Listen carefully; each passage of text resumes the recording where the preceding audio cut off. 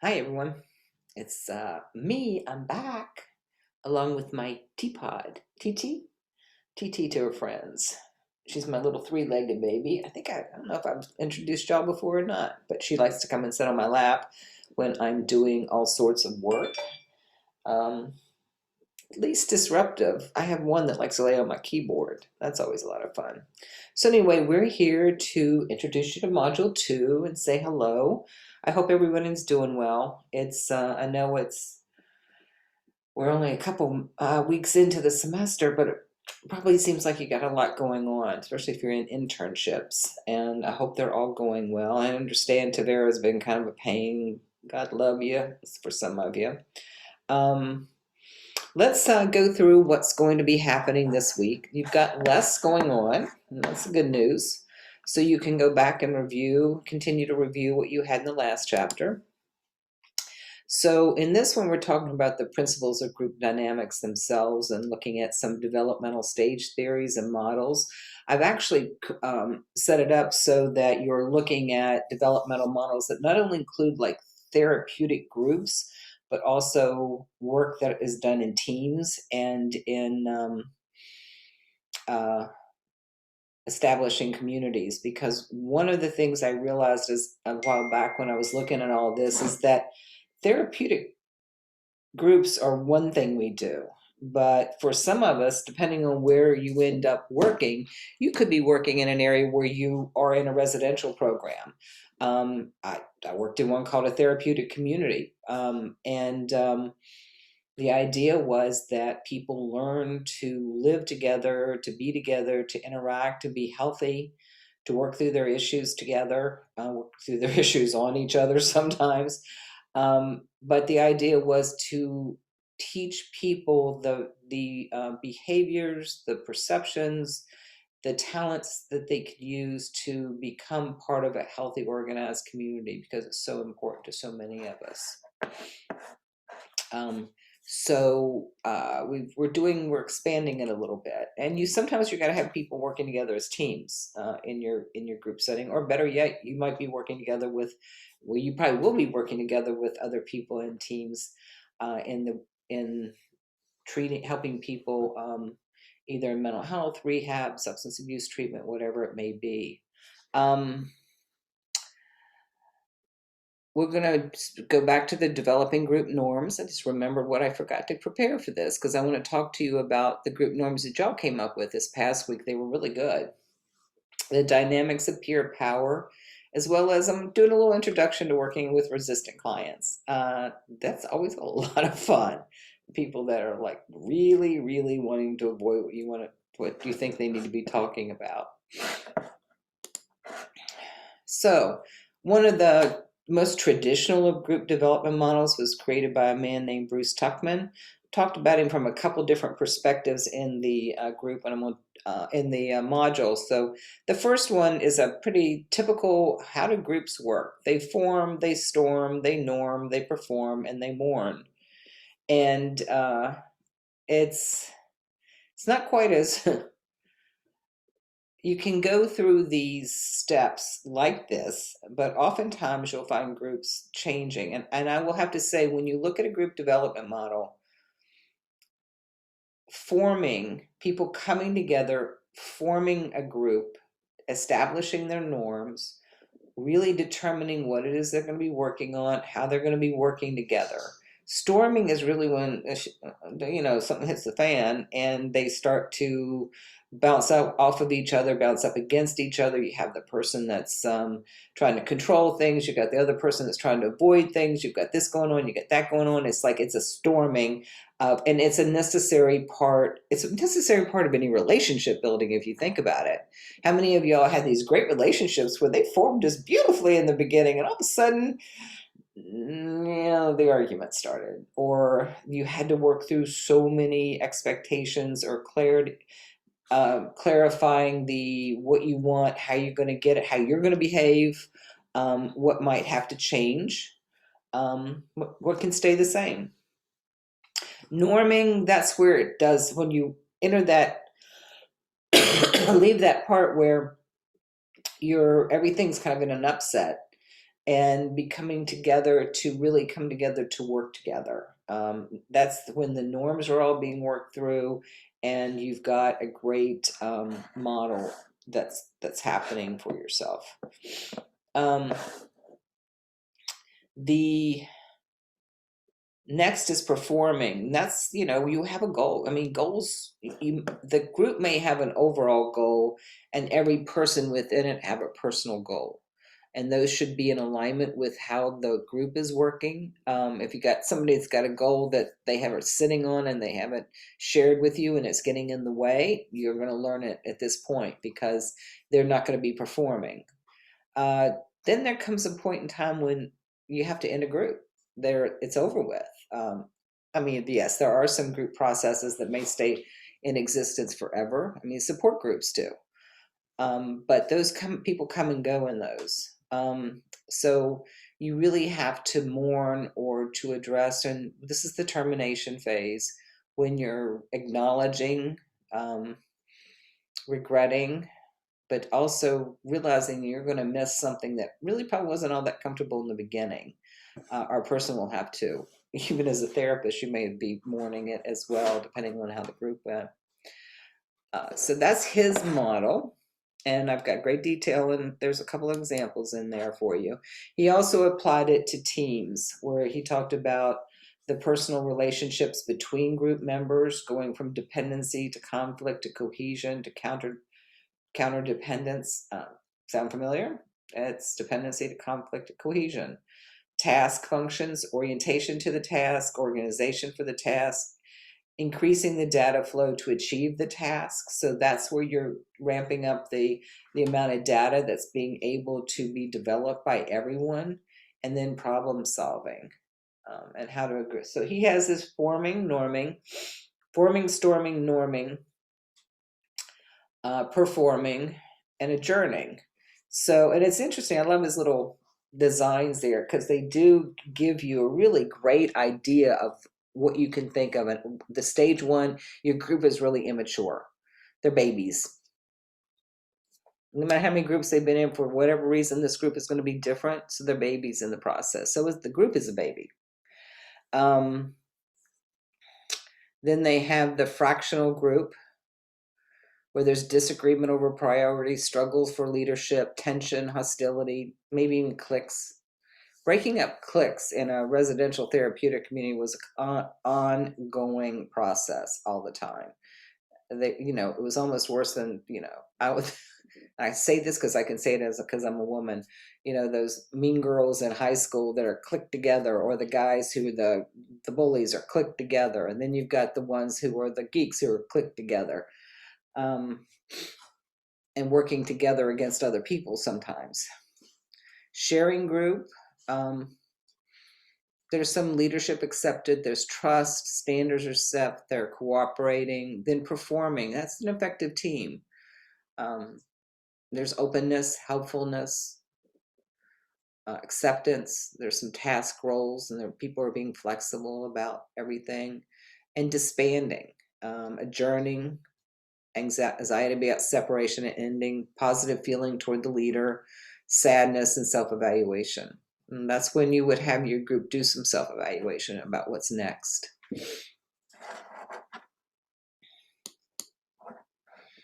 So communities, this is another, don't you love the fact that I'm just sitting right on top of the word of communities.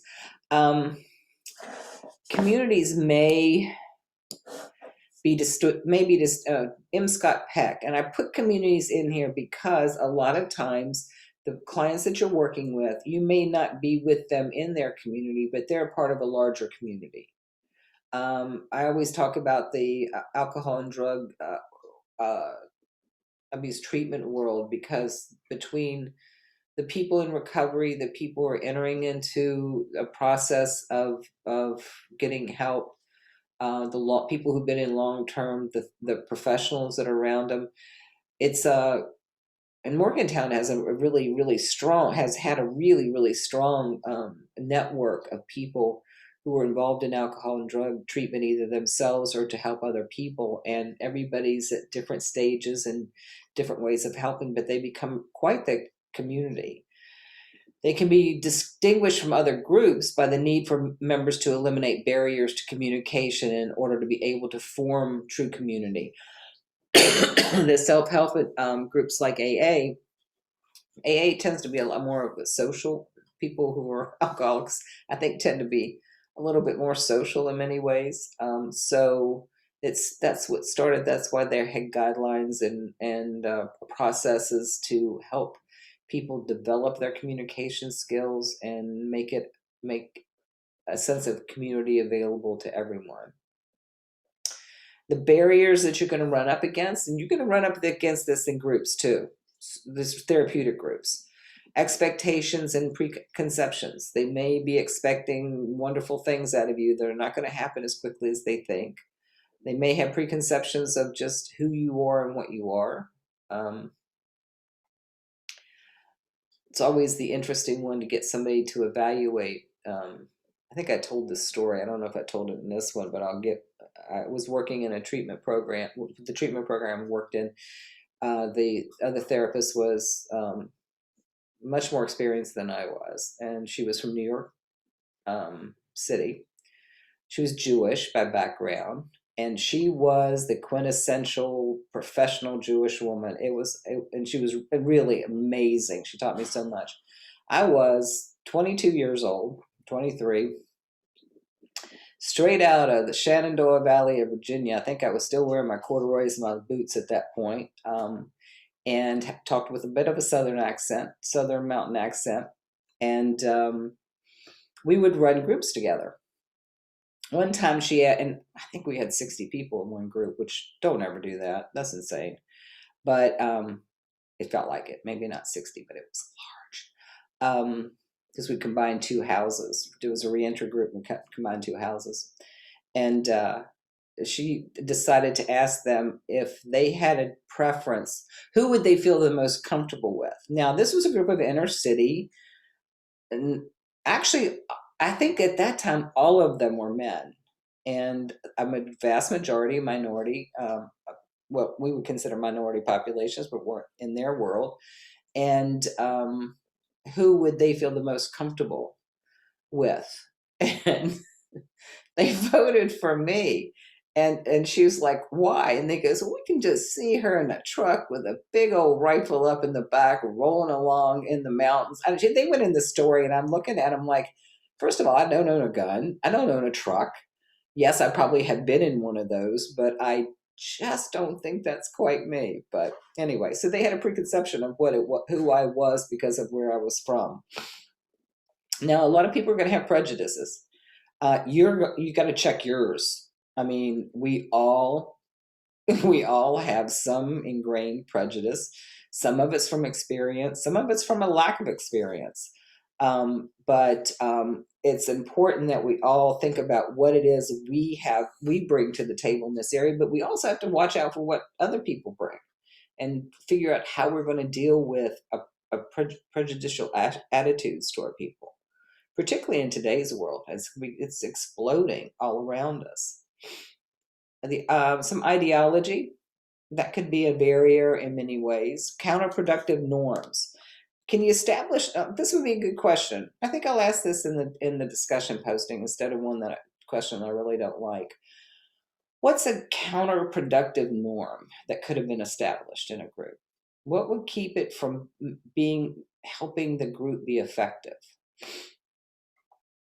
Theology and solutions could be barriers. The need to heal or convert, fix or solve, and the need to control or some other ones for groups.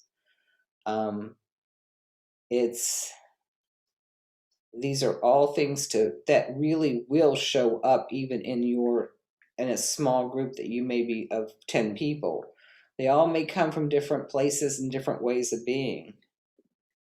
So, and think about the fact that even ideology is a system of ideas and ideals, and especially those that form, the basis for politics and the way we see the world. Not exactly a calm time for that kind of discussion, I know. So this one is about dynamic of peer power. Um, I have always been amazed working.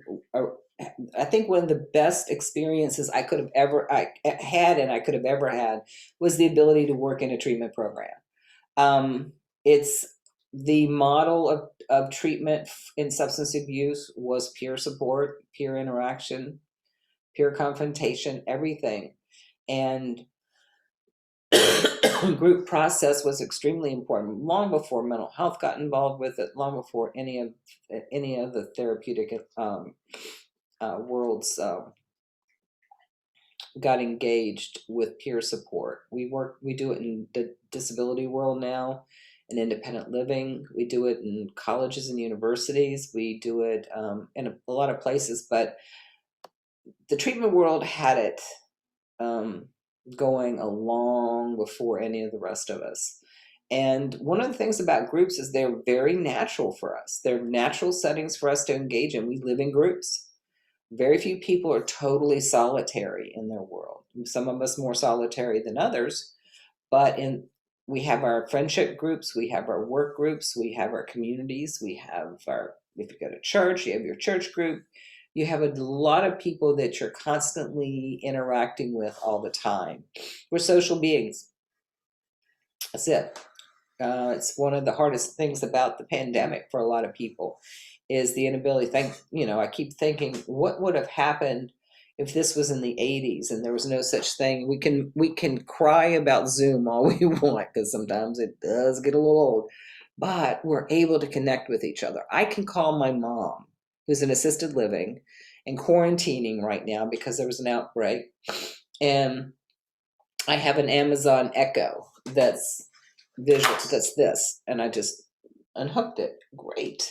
Anyway, I can drop in on her. I set one up in her room. So I drop in on her and she's fine. She's like, yes, I would love to see you, but you're quite a ways away from me right now and you can't see me. And this is great because I can hear your voice. I can see your face. I'm connected. It's really important for all of us to have that social connection. And groups most closely approximates how we live our lives. You watch a group, you can see how people are operating their world, how they interact with people in the group is how they're interacting with their families, with their close friends, in their workplace. We tend to be a little bit of creatures of habit, and what has worked for us may not work anymore, but we still are going to use it because it worked for us at one time, or else we wouldn't be doing it. Now, speaking of small groups, one of the things that I want to remind you of is that starting February 11th, we're going to be doing 3 sessions. I'm breaking you up into groups of 3. You'll be doing 3 sessions, and everybody gets to lead. Somebody will open. Somebody else will bring in what would be a processing of a self-care initiative. Again, using positive psychology and the stuff that we I've provided for you. Now the thing is, going back to the asynchronous versus synchronous. If you want to do it over Zoom, I can set up the Zoom. I have the WVU Zoom that allows for some privacy, security. But I need to know if enough people want to do it, and I'm going to be observing it. So I needed to start with when I could be available during those times, and I'm still hoping I didn't make a mistake of when I thought I was going to be available during that period of time. But so far it doesn't look like I had a whole lot on my plate. I've been doing a lot of writing, a lot of developing of training materials.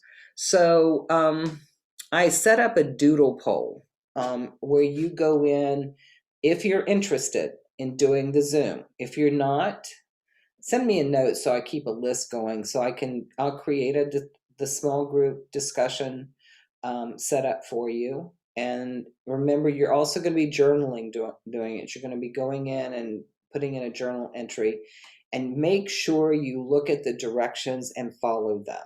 Okay. It's not complicated, but there's some reporting out that I want you to think about doing. I want you to do. So anyway, there's a doodle poll. I emailed it to you today. You can go in. Yes, there's a week. It's not one of the weeks, I think, of the February 11th to the 25th, but you need to pick out which of the times you would find yourself available all 3 of those weeks. You think you would be, you almost positive, because you're really going to have to make a commitment to do it, be on time, and be ready to go. Okay? So make sure you check it. And if you want to do it, let me know. And if for some reason there's nothing that works and you still would like to try it, we could see if there's another time some people might want to do it. The one thing I didn't put in there is lunch hour, I think. So we could do, I think I started at different times. I left lunch hour out, but if lunch hour is your best time, we might be able to add it. So anyway, want you to enjoy the videos. We got videos and pictures. I learned something about when I was developing some training, multimodal learning, and having a picture of something to reinforce words are great. So when you think about when you're working with people and you're giving them handouts, you're doing stuff, you're verbally talking things through, obviously, and that's great. But sometimes you may be developing materials to show maybe a psychoeducational group. Think about how you do it. A lot of words up on a PowerPoint don't help, but a picture goes a long way. All right. So have a good week. Take very good care of yourself. If you need something, let me know. Lily's over here sleeping. You want to come over and say hi? Come on over here and say hi again. Come on. Come on, babe. Come on. Come on. There she is. Say hi. Say hi. Give him hi. Give him hi. Can you say hi? Speak. Come on. Oh, she's not going to do it. I got her up from a sound sleep, which was not nice of me. All right. Have a great one. I'll see you soon. Take care.